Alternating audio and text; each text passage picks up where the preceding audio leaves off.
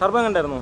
ടർബോനെ കുറിച്ച് എന്താ, turbo punch, അതായത് ഈ മഴയത്തൊരു ഇടി വെട്ടില്ലേ, ആ ഒരു ഫീലാണ് ടർബോ. അതായത് ശരിക്കും നമ്മൾ ഇങ്ങനെയുള്ള സിനിമ ഇപ്പോൾ രോമാഞ്ചം ആവേശമൊക്കെ കാണുമ്പോൾ നമുക്കൊരു ആവേശമാണല്ലോ സിനിമ, അങ്ങനെ ഒരു ആവേശത്തിൽ കണ്ട പടമാണ് ടർബോ. കാരണം 4K അറ്റ്മോസിൽ എക്സ്പീരിയൻസ് ചെയ്യാൻ പറ്റുന്ന പടം. ഈ സിനിമയിൽ നിന്ന് ഒത്തിരി കാര്യങ്ങൾ നമുക്ക് മനസ്സിലാവുന്നുണ്ട്. കാരണം എന്ന് പറഞ്ഞു കഴിഞ്ഞാൽ മമ്മൂക്കനെ കുറിച്ച് നമുക്ക് എത്ര പറഞ്ഞാലും തീരില്ല. ഇത് ഒരു യങ്സ്റ്റർ ആയിട്ടുള്ള ഒരു യങ്ങായിട്ടൊരു ആക്ടറായി ചേരുന്നെങ്കിൽ ചിലപ്പോൾ നമുക്ക് വലിയ സംഭവമായിട്ടൊന്നുമില്ല. പക്ഷേ മമ്മൂക്ക ഇത് ചെയ്യുമ്പോൾ നമുക്ക് ഏതൊരാൾക്കും ഇഷ്ടപ്പെടും. കാരണം എന്ത് സെറ്റപ്പായിട്ട് പുള്ളി ഫൈറ്റ് ചെയ്തിരിക്കുന്നത്. ഇതിനകത്ത് കാറ് കറക്കുന്ന സീനൊക്കെ ഉണ്ട്. ഞാൻ എൻ്റെ പലരും പറഞ്ഞു കേട്ടിട്ടുണ്ട്, മമ്മൂക്ക ഇത് സ്വന്തമായിട്ട് ചെയ്തതെന്നാണ് പറയുന്നത്. ഇപ്പോൾ റോഷാക്കിൻ്റെ സമയത്ത് കാറ് കറക്കുന്നത്. അപ്പോൾ അതുപോലെ കുറേ വെറൈറ്റി ചേസിങ് സീനുകൾ എടുത്തിട്ടുണ്ട്. അതുപോലെ നൈറ്റ് ഷോട്ടുകൾ, രാത്രിയിലത്തെ ഫൈറ്റ് സീക്വൻസ്, അതുപോലെ അവർ ചേസ് ചെയ്യുന്ന സീനുകൾ, ഇതൊക്കെ പക്ക പെർഫെക്റ്റ് ആട്ടോ.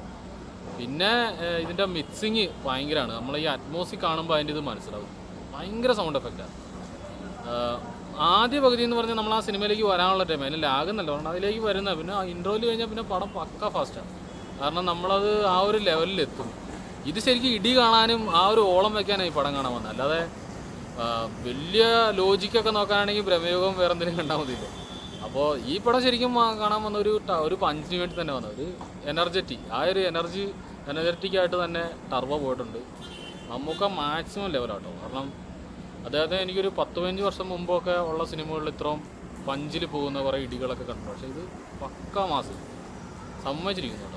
അദ്ദേഹത്തിൻ്റെ ഈ ഒരു പ്രകടനം നമ്മൾ ഈ ഒരു സിനിമയിൽ പ്രതീക്ഷിച്ചിരുന്നോ? ടർബോ എന്നുള്ള പേരൊക്കെ കേട്ട് കഴിഞ്ഞപ്പോൾ അല്ല, ഞാൻ ഇത് സ്ക്രീനിൽ വരുന്നതിനും ഇത്ര ഒരു എക്സ്പെക്റ്റേഷൻ ചെയ്തില്ല. ഇപ്പോൾ ട്രെയിലർ കണ്ടാലും അത്ര ഒന്നും എക്സ്പെക്റ്റേഷൻ ഇല്ലായിരുന്നു. പക്ഷേ ആ എക്സ്പെക്ട് ചെയ്യുന്നതിന് മുകളിലാണ് എൻ്റെ ഫൈറ്റ് സീക്വൻസ് വർക്ക് ചെയ്തത്. സിനിമയിൽ ഉടനീളം പറയണ അതിൻ്റെ ഫൈറ്റ് സീക്വൻസും ആ നൈറ്റ് ഷോട്ടുകളും അങ്ങനെയുള്ള കാര്യങ്ങളൊക്കെ തന്നെയാണ്. പിന്നെ ബാക്ക്ഗ്രൗണ്ട് ചെയ്തപ്പോൾ ഇതിനെ അടിപൊളിയായിട്ട് ചെയ്തിട്ടുണ്ട് കേട്ടോ. എന്നാൽ അറ്റ്മോസിൽ ഇത് എക്സ്പീരിയൻസ് ആണ്. നമ്മൾ ഏതെങ്കിലും ഒരു ലോക്കൽ തിയേറ്ററിൽ കണ്ടിട്ട് കാര്യമില്ല. അറ്റ്മോസിൽ നല്ല സൗണ്ട് ക്വാളിറ്റിയിൽ നല്ല വിഷ്വലിൽ കാണേണ്ട പടം. അപ്പോഴാണ് നമുക്കതിന് ഇത് മനസ്സിലാവുള്ളൂ. സി ക്ലാസ് തിയേറ്ററിൽ കണ്ട ഇരിക്കില്ല ഈ പടം. അപ്പോൾ സാധാരണക്കാർ ഒരുപാട് പേര് ഇത് ഭയങ്കര സൂപ്പറാണെന്ന് പറയുകയും ഈ യൂട്യൂബിലുള്ള കുറേ വലിയ യൂട്യൂബേഴ്സ് ചിലർ ഇങ്ങനെ ഇതിനെക്കുറിച്ച് ഒരു നെഗറ്റീവൊക്കെ പറയുന്നു. അതിനെക്കുറിച്ച് എന്താ അഭിപ്രായം? ശരിക്കും എനിക്കത് തോന്നുന്നതെന്ന് പറഞ്ഞു കഴിഞ്ഞാൽ, ഇപ്പോൾ ഈ അടുത്തിറങ്ങിയ കുറേ പടങ്ങളുണ്ട്, മോശമായ സിനിമയുണ്ട്. അതായത് ഒട്ടും സ്റ്റാർ വാല്യൂ ഇല്ല, ഫാൻ ബേസ് ഇല്ലാത്ത പടങ്ങൾക്ക് ഈ നെഗറ്റീവ് പറഞ്ഞാൽ ഇപ്പോഴാണ് ആരും ശ്രദ്ധിക്കാൻ പോകുള്ളത്. അപ്പോൾ മമ്മൂക്ക, മോഹൻലാൽ അങ്ങനെ വരുന്ന വലിയ താര പദവിയിലുള്ള, അതായത് സൂപ്പർ സ്റ്റാറുകളായിട്ട് തന്നെ ഒരു സിനിമയ്ക്ക് നെഗറ്റീവ് പബ്ലിസിറ്റിക്കാണ് കൂടുതൽ റീച്ചും. അതൊക്കെ അങ്ങനെ നോക്കി ചെയ്യുന്നതായിരിക്കും. കാരണം അവർ ഇങ്ങനെ വിശകലനം ചെയ്യുമ്പോൾ അവർ പറഞ്ഞ നേരത്തെയുള്ള റിവ്യൂസൊക്കെ നോക്കിക്കഴിഞ്ഞാൽ നമുക്ക് ഇവരെന്താ അങ്ങനെ പറഞ്ഞെന്ന് തോന്നിയിട്ടുണ്ട്. അപ്പോൾ അതിലൊന്നുമില്ല. കാരണം സാധാരണക്കാരുടെ റിവ്യൂസ് എടുത്ത് നോക്കുക, അവരെന്ത് ആനന്ദത്തോടെ പറഞ്ഞാൽ അവർ ഉദ്ദേശിച്ച കാര്യം എന്താ, ഒരു 2.5 മണിക്കൂർ എനർജറ്റിക്കായിട്ട് അടിച്ചു വിളിക്കുക, ആവേശം ടൈപ്പ് അടിച്ചു വിളിക്കുക. ആ ഒരു അടിച്ചുപൊളി അവർക്ക് കിട്ടുന്നുണ്ട്. അതുകൊണ്ടാണ് അവർക്ക് ഇഷ്ടപ്പെടുന്നത്. ബാക്കിയുള്ളവർ പബ്ലിസിറ്റിക്കോ അവർക്ക് റീച്ചിന് വേണ്ടി ചെയ്യുന്നതായിരിക്കും. എന്തായാലും ഈ സിനിമ കണ്ടിറങ്ങുന്ന തിയേറ്ററിൽ നിന്ന് ഒരാളും പൈസ പോയി എന്ന് പറഞ്ഞ് ഇറങ്ങത്തില്ല. നമുക്ക് ആ ഒരു 2.5 മണിക്കൂർ എനർജറ്റിക് ആയിരിക്കും. ഈ ജയിലർ ശരിക്കും പറഞ്ഞാൽ രജനീകാന്തിൻ്റെ ഇങ്ങനൊരു പടം വന്നപ്പോൾ നമ്മൾ മലയാളികൾ ആഗ്രഹിച്ചിട്ടുണ്ട്, മലയാളത്തിൽ ആരെങ്കിലും ഇങ്ങനെ ഒരു സിനിമ വരുമോ? ആ റേഞ്ചിലേക്ക് സിനിമ എത്തിയിട്ടുണ്ടോ? ജയിലർ എന്ന് പറഞ്ഞു കഴിഞ്ഞാൽ നമ്മൾ ഒരു എക്സ്പെക്റ്റേഷനും ഇല്ല. കാരണം രജനീകാന്തിനൊന്നും ഇപ്പോൾ സത്യം പറഞ്ഞു കഴിഞ്ഞാൽ പണ്ടൊത്തിരി ഹിറ്റുകളുണ്ടും വലിയ ഹിറ്റുകളൊന്നും ഈ അടുത്ത് വലിയായിട്ടില്ല. അപ്പോൾ അതിൻ്റെ ഇടയ്ക്ക് ജയിലർ വന്നപ്പോൾ ശരിക്കും ഞെട്ടി. അല്ലെങ്കിൽ ലാലേട്ടൻ്റെ 10 മിനിറ്റ് സീക്വൻസ് എല്ലാം ടോട്ടലി ആ പടം സൂപ്പറായിരുന്നല്ലോ.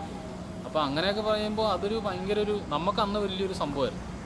മലയാളത്തിലേക്ക് വരുമ്പോൾ ഇതുപോലെ ഇപ്പോൾ അത്ര ഫാസ്റ്റായിട്ട് പടങ്ങൾ ഇറങ്ങിയിട്ടുണ്ട്. പക്ഷേ ഈ അടുത്ത് ഇപ്പം മമ്മൂക്ക ആയതുകൊണ്ടാണ് നമ്മളിങ്ങനെ പറയുന്നത്. കാരണം മമ്മൂക്ക ഈ അടുത്ത് 2-3 കൊല്ലമായിട്ട് ഇങ്ങനെയുള്ള ജോണർ പിടിച്ചിട്ടേ ഇല്ല.